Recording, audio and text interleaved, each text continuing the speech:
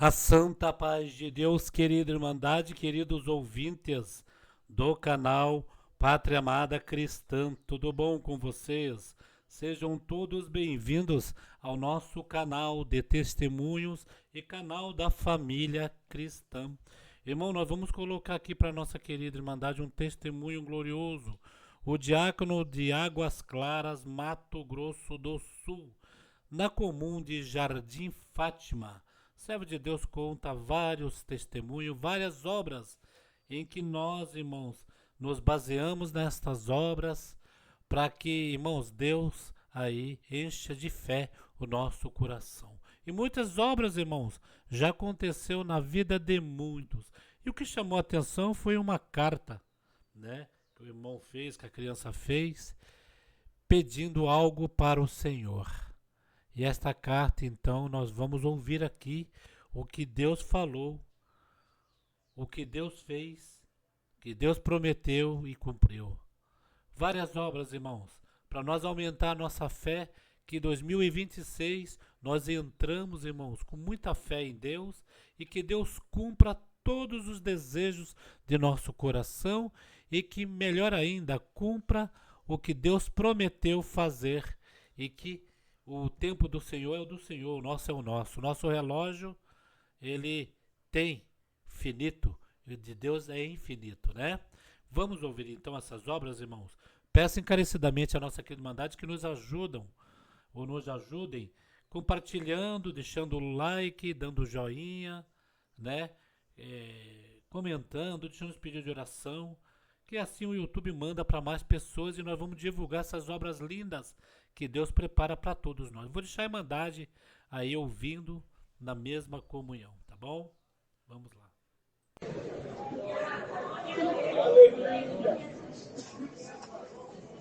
Glória a Deus, glória a Deus.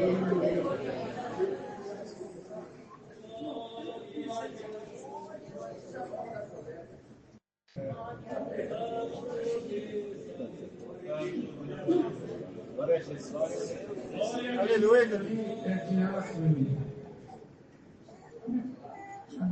Lá já é Mato Grosso do Sul. Glória a Deus. Glória a Deus. Deus seja louvado. Amém. Graças a Deus por todo bem e paciência. Paciência e bondade e misericórdia de Deus para com minha alma. Sou grato a Deus, nasci, meus pais já serviam a Deus. A cidade de Uruguaiana, no Rio Grande do Sul, fronteira do Brasil.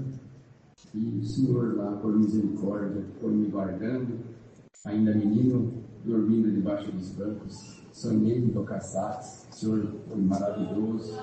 Cumpriu o desejo do meu coração, fazer parte da orquestra. Sou grato a Deus. Ainda na minha mocidade, me guardou. Preparou uma das suas filhas para ser minha esposa. Presenteou a nossa casa com 3 filhos. O Senhor achou graça. Uma filha, o Senhor levou para o seu reino de glória. Já está dormindo na esperança.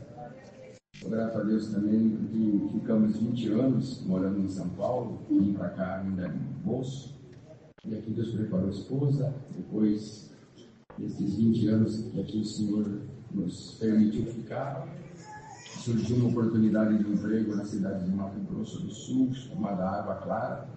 O Senhor nos enviou para lá, mesmo nós não querendo ir, mas o Senhor fechou as portas aqui, nos enviou para aquela cidade.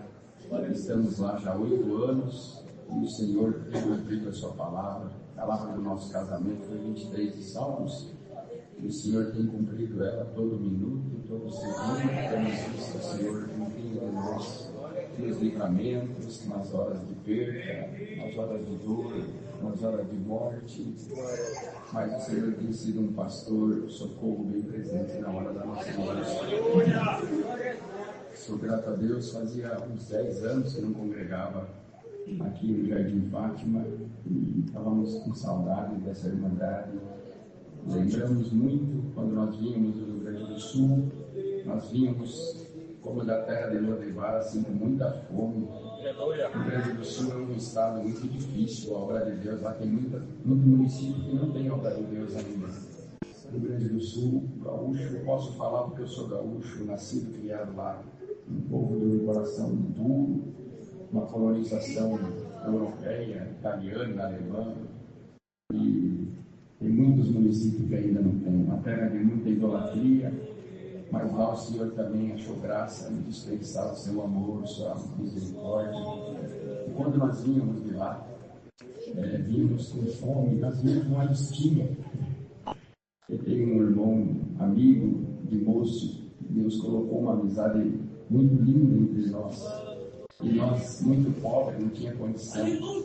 Deus abençoou, o irmão Antônio conhece, pode falar que eu não estou vendo ele aqui. E mesmo que ele estivesse aqui também, ele não vai se inchar, porque a prova não deixa o Kleber se inchar, mas é um menino amoroso demais. E ele pagava nossas passagens de 4, 5 moços no Rio Grande do Sul para vir para São Paulo, carregar a bateria. E quando nós chegávamos lá no terminal Tietê, nós já vinha com uma listinha. Nós quer congregar por um João Eliote, na Vila Guerra, nós quer congregar lá no Fátima, com o irmão Antônio. Nós quer congregar lá com o irmão Ermelim, pelo Cabreúva. Nós ia com uma lista e o Kleber atendia a nossa listinha, montando, levava para congregar. Ficávamos uns 2, 3 meses aqui em São Paulo, Deus batizava com a promessa e derramava dom e nós voltávamos para lutar nossas pelejas no Rio Grande do Sul. Deus fez muitas obras, o relógio vai embora e a gente fica perguntando da gente que serve a Deus, tudo é sinal de Deus, né? E aí eu falei, Senhor, de tanta obra que tu fez desde a minha infância, lá em Água Clara, que obra que tu quer ouvir hoje, Senhor? E aí o servo de Deus falou de fazenda, e aí o Senhor visitou meu coração. Eu com 10 anos comecei a jogar bola, e essa obra é muito grande, mas com 16 para 17, com 17 para 18, eu já era bicampeão sul-americano pelo Esporte Clube Guarani e disputando campeonatos na Argentina, no Uruguai, no Paraguai, Chile. Fomos separados, eu e 5 jogadores, para fazer uma peneira no Corinthians, aqui em São Paulo. Minha mãe da Obra da Piedade, meu pai diácono, um dos mais velhos dos caras do Rio Grande do Sul. Minha mãe estava vindo em missão para São Paulo, tinha uma irmã com câncer e Deus tinha mandado a Vera vir deixar uma oração no Parque Guarani, em Itaquera. E eu aproveitei, meu teste era do Parque São Jorge, e eu vim fazer a peneira, não queria saber de congregar, corria, minha casa era casa de oração, minha mãe era da madrugada, da oração da madrugada, corria de oração, corria de batismo. Bendito seja Deus. E aqui fiz o primeiro peneirão, passei o segundo também. E no terceiro peneirão tinha jogo oficial do Corinthians. E ficou para segunda-feira a decisão, aquele que não passasse tentaria português, para outras peneiras, para aproveitar que estava por aqui. E eu fiquei para a terceira peneira, se passasse, assinava para o Corinthians, se não passasse, tentaria peneira em outros lugares. Mas nesse intervalo, estava hospedado na casa dos irmãos. E acabei encontrando um amigo do Rio Grande do Sul que morou por lá e estava voltando de volta para cá, aqui entre nós hoje. E nós nos encontramos, foi bonito o nosso encontro. E aí fui para a casa dele, mas minha mãe, antes de ir para a casa dele, falou assim: esse menino corre de batismo lá no Rio Grande do Sul e amanhã ele quer conhecer o Muito Braz. Por que, irmandade? Meu pai, toda vez que vinha para a Assembleia, naquela época não tinha rádio, televisão, uma pobreza muito grande. A alegria vinha pela voz do viajante. Então, quando meu pai vinha, primeira Assembleia, meu pai voltou encantado com a grandeza da obra em São Paulo, o amor. Meu pai jardineiro, homem simples. E a primeira vez que ele veio para a Assembleia, quando ele voltou, minha mãe até economizou, conseguiu comprar uma carninha e fez uma janta com carne. Seu pai está vindo da primeira Assembleia dele como diácono. Estou muito feliz com as novidades. Meu pai chegou na mesa, mas nem comia o bife. Alçamos as mãozinhas assim na mesa para ouvir meu pai contar. E meu pai falava para minha mãe, surpreendido, assim, vem, você precisa ver como que é. Eu saí daqui com meu sapatinho velho, a calça trocada do terno, desparcerada, minha camisa velha. Cheguei lá naquela primeira viagem na Tietê e bem, tinha irmãos com as Kombi tudo aberta e chamando leite de anjo. Não deixaram nem pegar minha mala. Imagina eu, jardineiro, sendo tratado como anjo, levaram minha mala. uma igreja que eu nunca vi tamanho daquilo, uma grande igreja. E eu fiquei lá naqueles dormitórios, e de repente alguém com tanto amor disse: coloca teu pé aqui, eu vou engraxar o teu sapatinho velho. Glória! Aleluia! E quando eu deitei com o terno desparcerado, mas já tinha presto barba, sabonete, uma toalha, apareceu no hotel. Imagina um jardineiro, eu nunca hospedei no hotel, deve ser assim que é. Estava vendo lá disposição para mim, bem, não precisando usar minha escova de dente velha, porque tinha uma novinha para mim usar. Lembrando para minha mãe, quando ele acordou no outro dia de assembleia, do lado do terno velho, tinha um terno novo, um sapato novo. Meu pai, maravilhado com aquilo, contou como era a estrutura física da igreja, que parecia um salão de ópera com galeria. E aí eu cresci ouvindo aquilo. Eu falei, mesmo que eu não seja crente, dia que eu for em São Paulo, eu preciso ouvir o que meu pai fala a vida inteira desse Braz, que é bonito, Braz. E fomos conhecer o Braz no domingo é batismo. E Deus falou: você serve no serviço das águas. Depois de umas 100 e poucas almas, o Senhor falava na sua palavra, aqueles tempos de Jesus Cristo, para simplificar a salvação para o homem. Se ele estivesse com o agricultor, ele falava palavras comparativas, parábolas de agricultura, do pastor. Se ele tivesse com um pescador, a parábola era de pesca, e assim Deus foi falando. Ele chamava essa voz e falava assim: as coisas já mudaram. Vão mudar um pouco as parábolas, mas o sentido é o mesmo. Hoje a parábola é sobre um técnico e um jogador de futebol. E deixou aquela multidão e começou a falar com o jogador que veio de longe, que era pobre. E aí o Senhor ofereceu uma camisa de salvação que o ouro não podia pagar, que a mente não podia comprar, e Deus aí tem um contrato comigo. Ele falou para mim largar os campos e me jogar nos campos da graça. Naquele dia Deus chamou eu e o meu amigo para essa graça. Sou grato a Deus, irmãos, porque dentro desta obra voltei todo contente, mas não consegui emprego. 17 anos, idade de alistamento militar, ninguém me contratava. E por eu ser conhecido na cidade, de reportagem no jornal, nas rádios, comecei as várzeas, jogo de várzea dá dinheiro, os homens de jogador, os donos de banca de bicho pagava bem. Eu comecei a enfraquecer na fé e comecei a jogar na várzea, sendo filho do diácono mais antigo do estado, da irmã da piedade mais antiga da região. E comecei a jogar. E a Irmandade, que viu a gente crescer nesses bancos, todo mundo se sente um pouco de pai. Hoje eu consigo entender isso. E um pouco de mãe. Então tinha vez que eu estava jogando na várzea, e daqui a pouco meus amigos me cutucaram. Eu era zagueiro, eles falavam: negão, corre lá, tem uma velhinha com uma sombrinha lá no alambrado. E ela disse que não arreda o pé do alambrado enquanto você não for lá. E parece que é sua avó, ela tá brava contigo.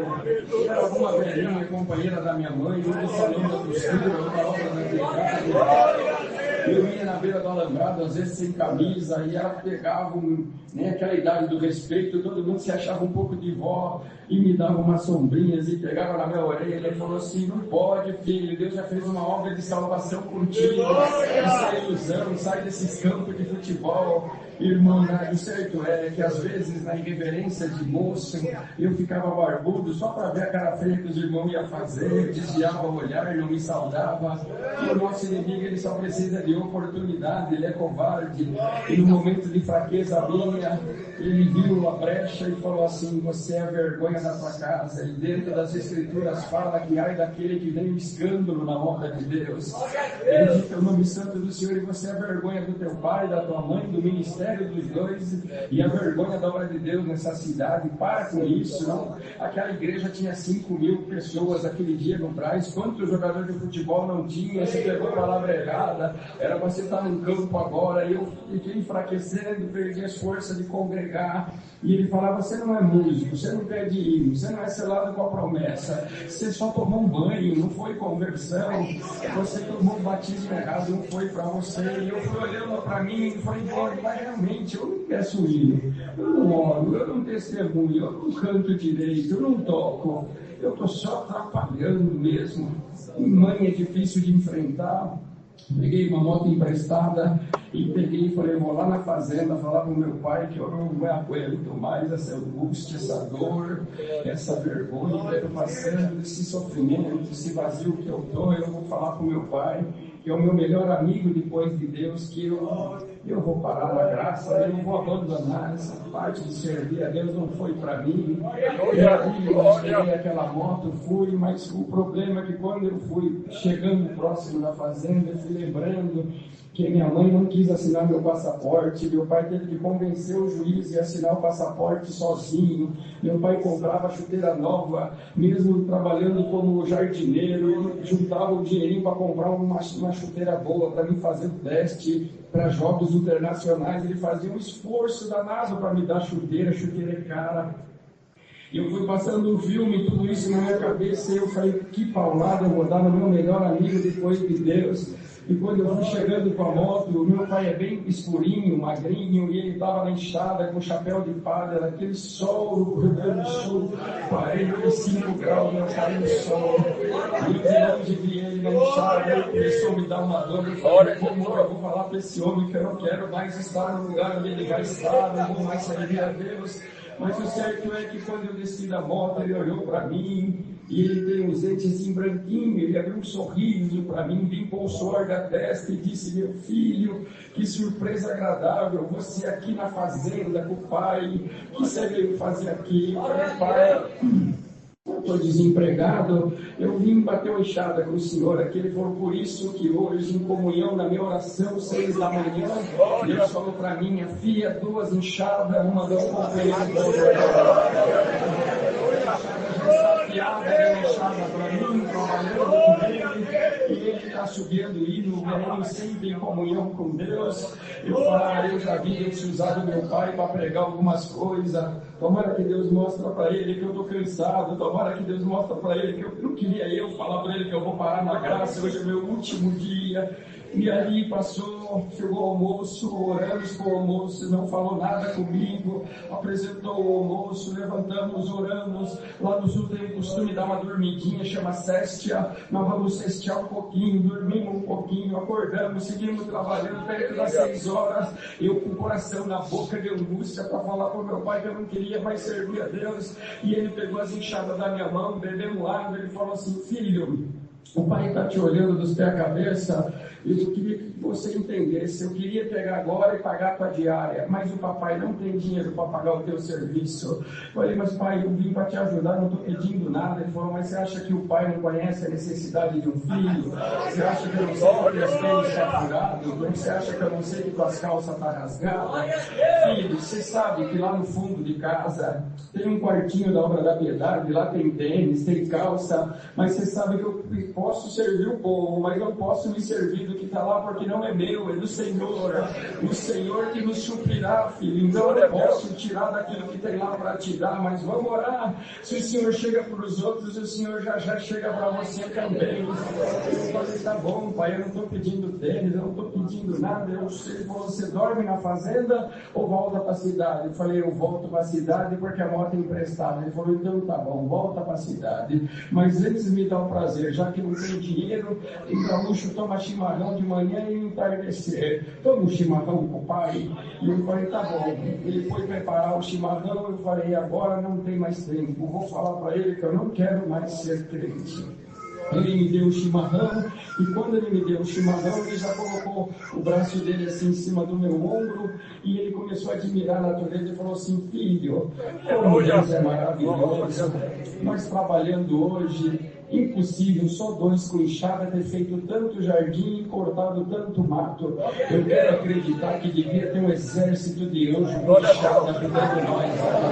Você acredita nisso, filho? E a minha fé lá embaixo, e olha só sacudir a cabeça. E aí ele falou assim, olha filha, a beleza do campo, não é maravilhoso esse lugar? Dá uma olhada para aquele galho de árvore. Você conhece aquele passarinho ali, amarelo, com preto, a cabeça rajada de preto e branco e o peito amarelo? Você sabe quem é ele? Sabe o nome dele? Eu falei, pai, isso aí é fácil. Aquilo ali é um bem-te-vi. Ele falou, muito bem, aquilo ali é um bem-te-vi. E agora você consegue entender o que ele está falando, cantando lá para o pôr do sol? E eu falei, aí também o senhor está apelando. Eu não sei não o que ele está falando para o pôr do sol. O senhor sabe? Ele falou, eu sei. Ele está falando assim com o pôr do sol. O sol da justiça. Que tu raiaste cedo e esquentaste o meu ninho e meu esquentarinho.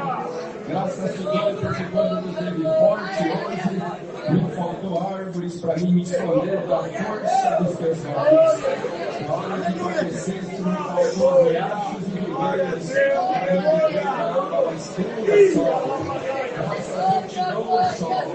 Porque hoje tu foi embora, tá indo embora, mas o gavião não pegou eu, não pegou meus quintainhos. Bem te vi, vale a pena te servir. Glória a Deus. Eu falei pro meu pai, pai, que coisa linda Deus está te dando com o bem te vi. E ele falou, filho, você consegue ver a alegria da mamãe pato, das galinhas, com esses pintinhos tudo em volta, e os cordeiros em volta das ovelhas, os cordeirinhos? Eu falei, sim. E ele falou, sim, você consegue ver aquele pássaro lá em cima com a asa aberta, maior um pouco que o bem te vi? Você sabe o nome dele? Eu falei, esse eu não sei. Ele falou, aquele lá é um gavião, uma ave de rapina, e antes do pôr do sol ele vai pegar alguém machucado, ou alguém bem pequenininho para ele se alimentar. Já ele vai dar uma revoada e pegar um pintinho, um patinho, alguém indefeso com as suas garras para se alimentar. É a lei da natureza. Eu falei, meu Deus, pai, que perigo, esse monte de galinha com pintinho e de mamãe pato com patinho. Ele falou, calma, a natureza tem seus mecanismos de defesa, filho. Daqui a pouco alguém vai cantar um canto diferente e você vai ver a correria que isso vai ficar. É como se um desses aí gritasse, cuidado, tem gavião no ar. Irmãos, meu pai falou, não lembro se foi o João de Barro, o bem te vi, o tico-tico, eu sei que o canto aconteceu, e a galinha abriu as asas, e os pintinhos se esconderam, num silêncio no campo, não dava para ver o pequenininho mais, estava todo mundo debaixo das mães, até os cordeiros ficaram perto das ovelhas, e ali eu encantado, olhei para ele, com a bomba de chimarrão na mão, falei para ele, mas pai, tudo que o senhor está falando está acontecendo ao mesmo tempo. O senhor conhece a natureza? Ele falou, não, o senhor me dá de conhecer, porque eu trabalho no campo. Você é da cidade, não entende nada, mas é que no campo Deus ensina tanto, papai, aqui, por isso eu fico de olho na criação de Deus. E eu falei, pai, e agora o que vai acontecer? Ele falou, agora quem tem valentia trabalha normal, sem medo do gavião. E eu falei, mas não vejo ninguém. Ele falou, porque o teu olhar está meio ruim, mas se você prestar atenção lá nas flores, tem um valente trabalhando, olha para lá. E eu falei, tô vendo. Ele falou, aquele você sabe o nome? Eu falei, isso aí todo mundo sabe, aquele lá é um beija-flor. Eu falei para ele, ele falou, muito bem, aquele lá é um beija-flor. Você sabe o mistério do beija-flor? Eu falei, não faço ideia. O beija-flor, ele se alimenta de uma aguinha chamada néctar no meio das flores. Tem flores grandes, flores pequenas, e ele vive polinizando elas e se alimentando. Ele precisa de açúcar para ser o pássaro mais rápido do mundo. O problema é que quando ele se sente ameaçado, ele joga uma aguinha doce no biquinho dele. Essa água doce, para o olho do gavião, é ácido. Então o gavião, ele aprendeu que o beija-flor pode até ser pequeno, mas o que está dentro dele é muito poderoso. Ele aprendeu a respeitar o beija-flor. Ele é grande, mas o que vive dentro dele é poderoso. Eu falei, mas pai, que coisa linda Deus está te dando. Ele falou, pai, filho, vou te confessar uma coisa. O pai já não tem uma visão muito longa assim, mas o ouvido do pai ainda está bom. Eu ouvi uma moto vindo longe, como eu estou sempre em comunhão com Deus, batendo enxada, ouvi barulho de moto e falei, Senhor, alguém se aproxima aí de moto, quem está vindo aí no campo? E o Senhor falou comigo, é o teu filho, o jogador de futebol. Ele vem tão fraco. Olha aquele cansado, ele está vindo para te dizer que ele está cansado. Ele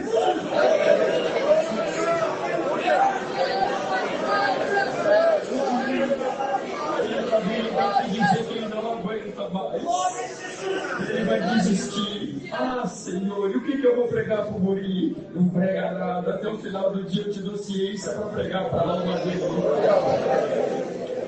Largou a cunha térmica no chão, botou as mãos no meu rosto e falou: sabe, filho, a graça de Deus é assim, tem florzona e tem florzinha lá no meio do mato de madeira, tem florzinha de pau a pique, mas todas têm algo em comum. A palavra de Deus é o néctar mais doce do que o mel, e além da clara do céu, é o único alimento para nós que me deixa forte. E o Senhor manda te dizer, filho, ainda que tu não toque, não seja selada sua promessa, ainda que tu não tenha saído, tu custaste caro para o Senhor, Ele não pode te perder. Perguntando: o que eu faço com essa dor? O que eu faço com essa tristeza? Ela já vai embora para casa já, porque a tristeza, o lugar dela é no inferno. No nome de Jesus Cristo, coloca a mão na minha cabeça. Ó tristeza no coração do meu filho, vai embora agora.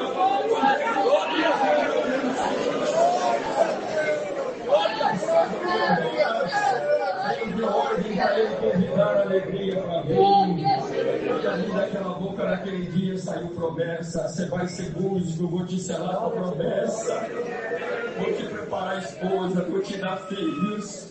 E olha lá, se um dia você não for meu conservo na minha casa. Eu agradeço a Deus porque aquela profecia cumpre até o dia de hoje. O Senhor tem nos guardado.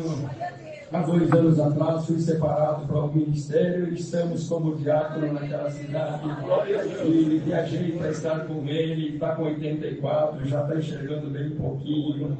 Mas foi uma alegria abraçar ele. Ele falou: lembra daquele dia, há 30 anos atrás, lá na fazenda. Lembro aquele dia Deus contou para mim que você seria diácono. São promessas de Deus.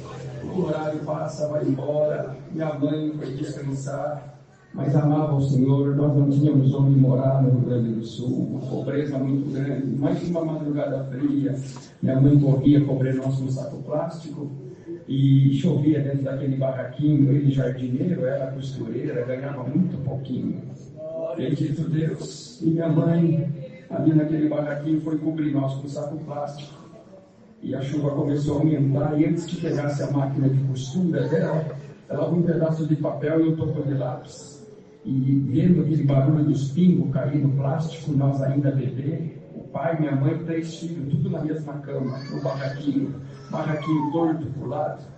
Minha mãe começou com lágrimas e falou: ah, dono do céu, se tu estivesse olhando nesta madrugada de 3 graus negativo, nesta chuva forte, está aqui uma mãe cansada de tanta miséria. Ele escreveu uma cartinha para o céu aqui: quem dera tu me desse uma casa que tivesse vários cômodos, que essa casa tivesse uma garagem que coubesse 6 carros. E quando a chuva cair, eu não precisava mais correr com sacos plásticos e vasilha para poder me proteger das fronteiras. Se esse dia chegasse, um dia minha casa ia estar cheia de anjo, a garagem cheia de carro, o meu choro seria choro de gratidão e não de tristeza. A chuva chegou, ela cobriu aquilo, botou numa revista, cobriu com saco plástico, foi dormir. Meu pai foi fazer um bico numa fazenda, o fazendeiro pagou a empreita do jardim, deixou meu pai por último, e falou com meu pai, falou assim: meu filho, eu vi que você tem carinho com as rosas, com as uvas, você tem carinho com o barreiral de uva, eu não tenho só essa aqui, eu tenho 3 fazendas, tenho várias casas, meus jardins estão tudo abandonados, e todas as minhas flores precisam de mãos de amor. Você sabe ler? Meu pai baixou a cabeça: não sei. O senhor sabe escrever? Não sei. Meu pai morreu, tinha 4 anos de idade, morei na rua e me sobrou só o cabo de enxada. Olha, vem com a sua esposa, se você não quer trabalhar para mim como jardineiro, o salário é bem pouquinho. Você na diária deve tirar mais do que eu vou te oferecer, bem pouquinho. Mas vem ser meu jardineiro, nas horas vagas eu te ensino a ler e escrever. Quem sabe não começa uma amizade entre eu e você? Meu pai foi para casa, falou: hoje recebi uma proposta, eu ganho mais na diária do que de carteira assinada. O que você acha? Ela falou: não acho nada, vamos buscar a palavra. Vamos buscar a palavra. Deus mandou primeiro de Josué: esforça-te, tenha um ânimo, fica no pouco, no muito eu vou te abençoar. outro dia falou com o fazendeiro: Deus mandou eu aceitar um pouquinho com o senhor, porque nosso Deus vai nos ajudar. Um dia esse homem veio de Paris, a mulher trouxe os vestidos, descobriu que minha mãe era costureira e quis ir lá no barraquinho para minha mãe costurar. Entrou no barraco era tão podre que a mulher quebrou o sapato italiano, rasgou a meia calça, não fez costura nenhuma, voltou com as costuras e com a revista de Paris, com os tecidos de Paris, chegou com o marido no apartamento de 16 cômodos, o andar inteiro, e falou para ele: Mário, nosso jardineiro é um miserável. Mora num barraco todo torto, não sei, eu tive que me abaixar para entrar naquele barraco, ainda quebrei meu sapato italiano, homem miserável, não sei como sobrevive ele, a mulher e as crianças. Ela foi dormir, mas 3 da manhã uma voz acordou o fazendeiro: dá uma casa pro jardineiro. Outro dia meu pai veio, viu que o patrão estava estranho nesses processos, vendeu a lei para o patrão, escreveu o nome dele, foi aprendendo a dirigir. Meu pai se tornou chofer do homem, mas o certo é que com 3 meses ele foi para um cartório e falou: Luiz, eu achei que a primeira vez que a minha esposa falou, eu falei: estou impactado com o que ela me falou. É verdade que você mora num barraco, que você é miserável? Meu pai falou: miserável eu não sou, porque eu tenho o Senhor Jesus que é meu pastor. Mas é verdade, eu moro num barraco. Ele falou: não mora mais, eu vou te dar uma casa no centro da cidade. Faz 3 meses que uma voz fala no meu ouvido: dá tua casa pro teu jardineiro, deve ser o Deus vivo, Senhor. Certo é que quando eu cresci, eu nunca andei mais que um quarteirão para estudar. Deus nos colocou no centro da cidade de Uruguaiana, próximo de mercado, padaria, farmácia. Deus nos deu não só casa, mas nos deu dignidade também. Nessa casa vimos muita obra, muito milagre de Deus fazer. E um dia minha mãe envelheceu, junto com a velhice veio a cegueira, a diabetes, o câncer, usando fralda. Mas não deixava de orar na madrugada, era meu pai. Orava de madrugada, era um buscador da madrugada. E um dia oraram, foram dormir, 2:30 da manhã, um frio terrível, bendito seja Deus. E ela acordou meu pai bem. Eu estava numa revelação agora. Meu pai falou para ela assim: revelação do quê? Não sei, acordei com criança chorando. E aí eu falei: Senhor, os meninos tão grandes, de que choram as crianças? O Senhor falou no coração meu, bem, de frio e de fome. Eu falei: meu Deus, e choram aonde? Deus falou: lá no Uruguai. Oh Senhor, então nós vamos parar com essa fome, esse frio já, bem. Troca minha fralda, me arruma esse pouquinho de cabelo que o câncer ainda não levou. Tem gente chorando, bem, quem chora não espera. Vamos lá no Uruguai fazer o choro das crianças parar. Meu pai honrava muito o dom de revelação da minha mãe, já se arrumou minha mãe, deu 3 horas da manhã, ela já estava pronta.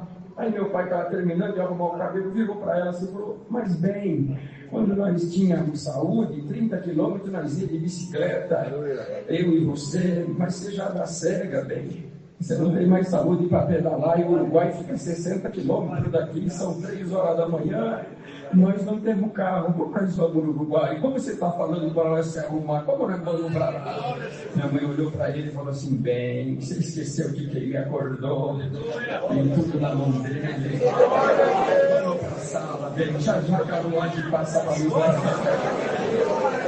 Meu pai sentou minha mãe na sala, buzinou uma Kombi na frente de casa. Aí meu irmão Antônio, hoje ele é ancião lá na Itabuna, na Bahia. O Antônio estava fazendo um serviço na fronteira, falou assim: irmã Ana, irmão Luiz, parece que vocês já estão prontos. O mesmo Deus que acordei eu lá, acordou vocês? Acordou, irmão Antônio. Ele falou: irmão Luiz, esse frio, eu sou baiano, estou morrendo de frio nesse lugar, ô terra fria. Já que não tem sono, fui orar, às 2:30, estou orando, tremendo de frio, na minha oração escutei criança chorando. Perguntei: de que choram? Deus falou: frio e fome. Não merece. Deus falou: está com a irmã Ana lá da Piedade. Senhor, tem tanta irmã da Piedade, a irmã está com câncer, Senhor. A irmã está cega. E o Senhor falou: a visão material está cega, mas o endereço já está com ela. Bendito é o nome do Senhor.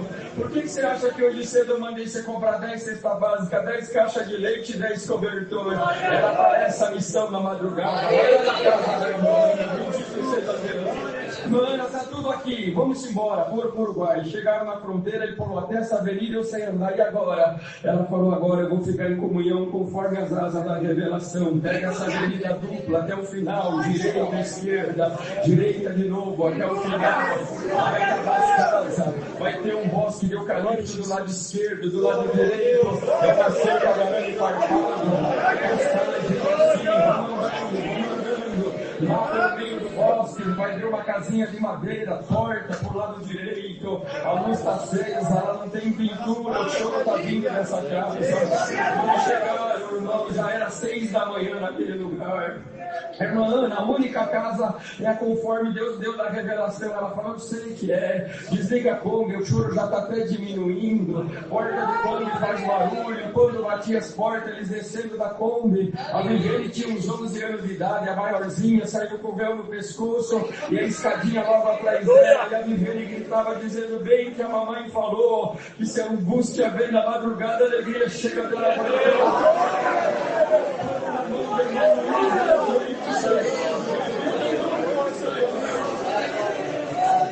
Para ir embora, irmãos, para terminar, porque o horário já foi a última missão que Deus deu para a mãe.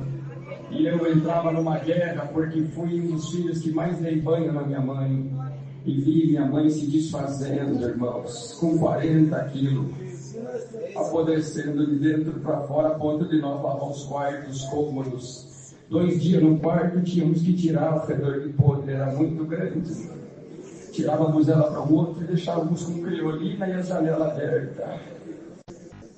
E quando eu penteava ela, eu falava, até como vale servir a Deus? Essa mulher, eu vi de bicicleta, eu vi ela trazendo os mendigos da rua para morar na nossa casa. Eu via ela junto com meu pai orar a Deus nas enchentes dos rios, e ela e meu pai levantavam numa alegria, desmontavam os móveis inteiros da nossa casa, da edícula no fundo, colocavam lona nos móveis debaixo dos pés de uma, deixavam a casa vazia, falavam, mãe, pra que isso? Porque um dia eu não tive onde morar, e hoje eu preciso trazer os que estão desabrigados da beira do rio para nossa casa. Nossa casa virava um albergue durante 2, 3 meses até as águas baixar. Eu entrava numa confusão espiritual. Essa mulher te amou, Senhor, por que tanto sofrimento? Até onde vale a pena sofrer por amor nessa obra? Hoje ela clama por dormir uma noite de sono, a morfina não faz efeito e ela está apodrecendo. O certo é que eu nunca vi minha mãe negar o Senhor. Foi embora, fiquei eu com a pergunta sem resposta. Mas meu pai comprou um carro e um dia nós íamos nesse carro. E esse carro quebrou no bairro mais difícil, na favela mais difícil da cidade. E tinha 9 elementos usando droga na esquina. E aí eu olhei pro meu irmão e falei, eles vão roubar nós aqui, eles não perdoam nada aqui. E aí eu falei pro pai, entra pra dentro do carro, eu e o mano vamos dar a vida pelo senhor aqui, nós vamos defender o senhor. E ele não queria, mas meu pai é magrinho, nós colocamos a força ali no banco do carro, dito e feito, os 9 elementos usando droga, começaram a nos amedrontar, uns botavam a mão na cintura, todos com o punho fechado, outros com algumas coisas na mão, e o que chefiava eles fumava uma droga, e jogava fumaça no nosso rosto, querendo nos intimidar. De repente meu pai abriu o vidro e falou, filho, somos gente de bem, e a minha riqueza está aí fora, que são os meus 2 guris, não faz nada para eles não, leva o carro, e o dinheiro que nós tiver, até a nossa roupa, o calçado, a aliança, tudo fica com vocês, deixa ele embora com os guris para casa, por favor. E aquele lá parou e falou assim, dá para vocês 2 aí, tem uma ideia para trocar com o tio. Ô tio, cadê a tua mulher? Meu pai falou, a minha esposa? Ele falou, tio, cadê a sua esposa? Ele falou, filho, ela lutou um bom combate, mas agora está descansando nos braços de Deus. Como assim, tio? Que ideia é essa? Filho, ela faleceu, filho, ela morreu.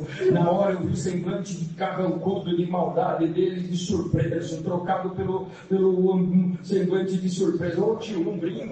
A tia faleceu, e meu pai falou, da onde você conhece a minha esposa, filho? Ele falou, sabe, tio, eu e esses 8 aqui, nós é tudo filho da ruindade, da desgraça, nós não tem pai, nós não tem mãe, nós sofremos abuso a infância inteira, nós é tudo da FEBEM, tio, e a FEBEM, o reformatório, que aquilo lá é um inferno, tio, então toda vez que dava para fugir do inferno, quem não quer correr do inferno? Nós corríamos do inferno, tio, de cuequinha, roubando roupa para se vestir, a FEBEM da cidade cidade fica 50 quilômetros, pendurado em trem, pendurado em caminhão. O objetivo, chegar no centro da cidade, no supermercado, perto da sua casa e sobreviver, bater carteira, comer, ficar vivo, tio.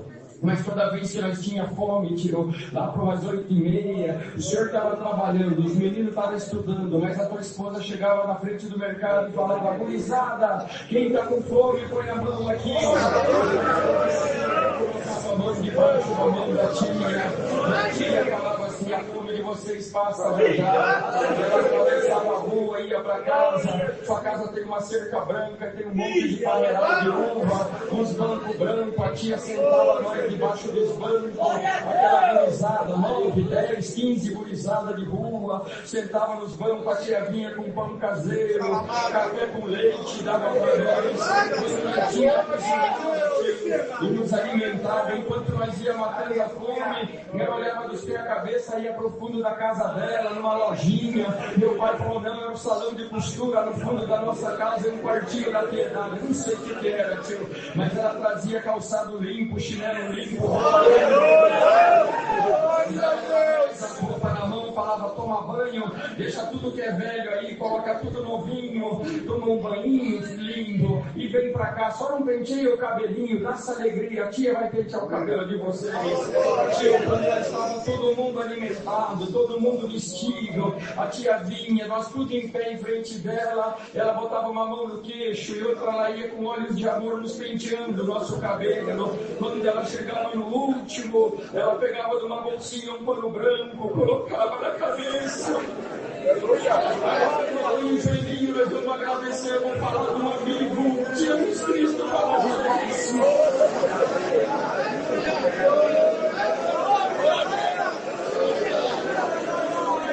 Aleluia! Glória a Jesus! Aleluia! Aleluia! Aleluia! Vocês podem ir embora, tá bom? E quando vocês tiverem fome, não passa fome aqui perto não, vem na casa da tia, casa de vocês. Então, tio, quando nós vimos o carro quebrar, nós ia fazer uma maldade com o senhor, que a vida é mal com nós e nós é mal também, tio. Mas quando eu cheguei, que eu olhei que era o marido da tia, os filhos da tia, pô, tio, aí não dá pra fazer mal pra quem fez bem pra nós. Se algum dia nós conhecermos amor feito na mão da mulher, tio. Vamos fazer o seguinte, para nós ficar bom para todo mundo: entra o senhor no carro, entra os guris no carro, nós estamos em 9, nós empurramos esse carro até o centro da cidade. Empurraram nós, guardou o carro na garagem. Meu pai colocou a mão no bolso, foi pagar ele falou: ô tio, o senhor está nos ofendendo, o bem que a tia fez para nós lá atrás, dinheiro nenhum pode pagar.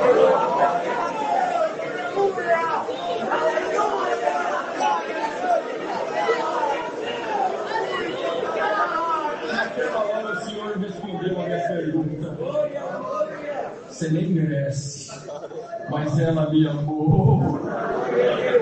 Ela cuidou dos meus, eu estou cuidando dos dela.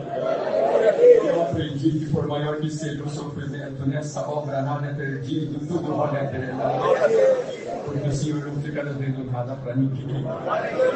Eu ser portador da vossa saudação para saudar a Água Clara, Mato Grosso do Sul, onde Deus é graça com a santa paz de Deus. Amém.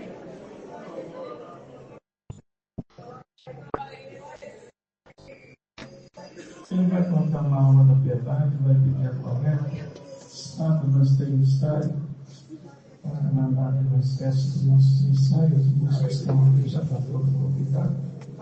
E depois que ele contar a aula da piedade e pedir a coleta, Deus vai enviar a palavra. Deus seja louvado. Amém.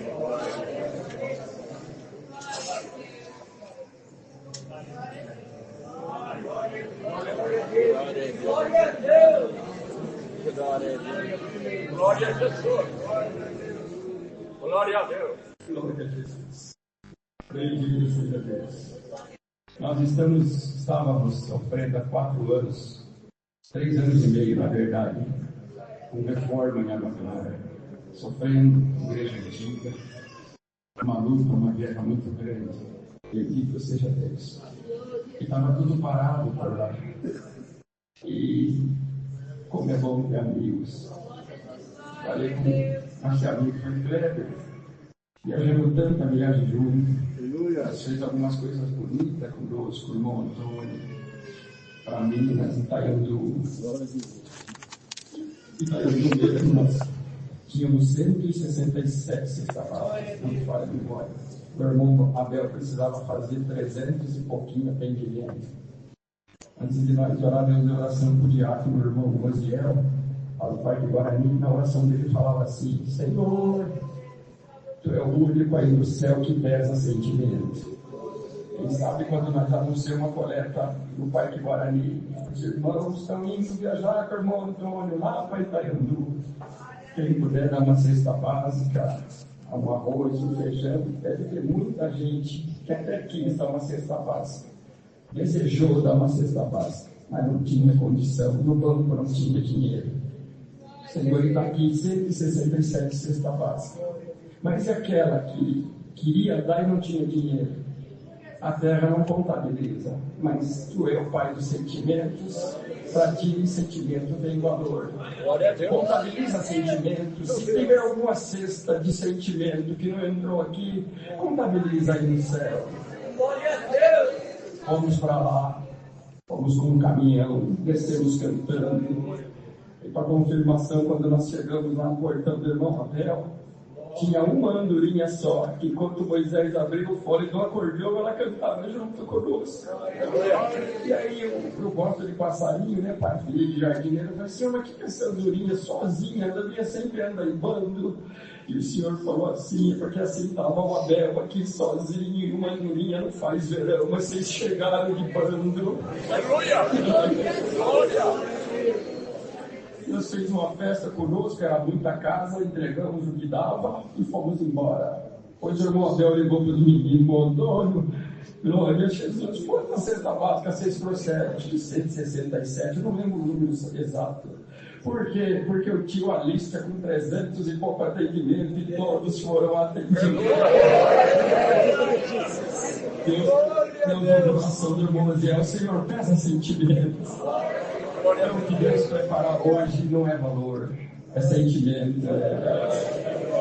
Por que é sentimento? Porque os discípulos queriam dar pão e peixe e era pouco, mas o sentimento era bom, era que todo mundo saísse com a barriguinha cheia.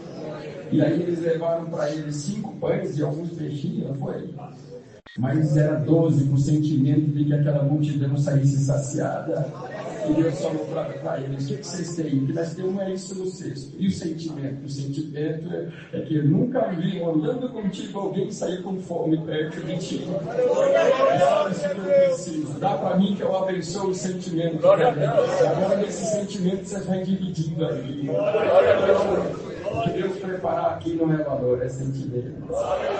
É com esse sentimento aqui que o Senhor vai lá na casa de quem está orando debaixo do viaduto. O nome dele é ser glorificado. É com esse sentimento que a luz está acesa, a água está na torneira e o produto veio para aquela irmã provada, passar aqui, limpar esses bancos. Aquela irmã angustiada com a vassourinha nova, varrer as suas lágrimas e junto delas às vezes um câncer, uma depressão e uma ansiedade. Mas é o sentimento que está aqui, que faz todas essas coisas andar. E o nome de Deus ser glorificado. Então o Senhor fez muitas obras. E aí eu lá pelejando naquela reforma central grande, falei pro Kleber, convido o irmão Antônio, pelos velhos tempos, se ele não sente de visitar o amigo aqui no Mato Grosso do Sul, nós precisamos de socorro, nós precisamos de ajuda. O irmão Antônio foi lá, acho que foram uns 2 carros, nos visitar, e abrimos um culto de coleta de pensão.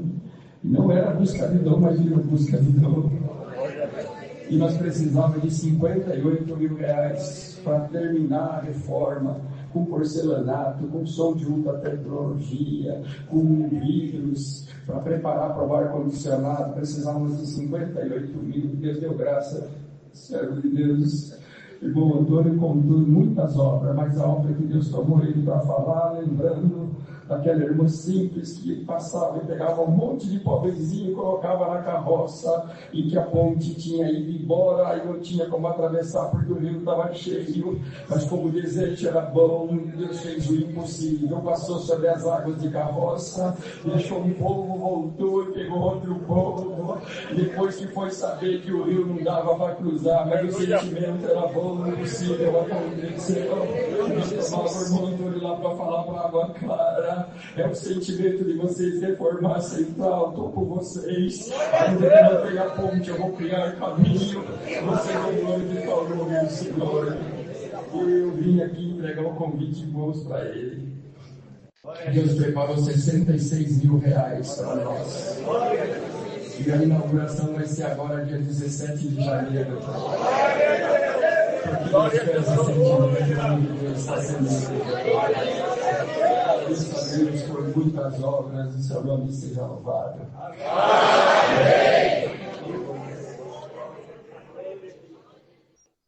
Santo Deus, testemunho glorioso, irmão.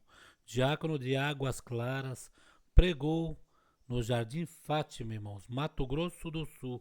Lindos testemunhos, né, irmãos? E nós, assim, colocando aqui para nossa querida Irmandade ouvir, né? Que é muito bom, é muito gratificante servir a Deus na terra, né, irmãos? E muitos, através desses testemunhos, conseguem, irmãos, aí manter a fé, né, irmãos? Que Deus faz, viu, irmãos? Às vezes nós pensamos que Deus nos está olhando para nós, que nos está colocando os seus anjos, né, velando por nós, e Deus está fazendo prodígios e maravilhas. É o povo que esfriaram, que muitos não acreditam mais, porque, irmãos, perderam a sensibilidade de sentir a presença de Deus. Mas vamos deixar aqui os pedidos de orações. Deus abençoe grandemente a todos. Comente, deixe seus pedidos de orações. Deixa os comentários aí também se vocês gostaram deste testemunho. Fique com Deus, queridos.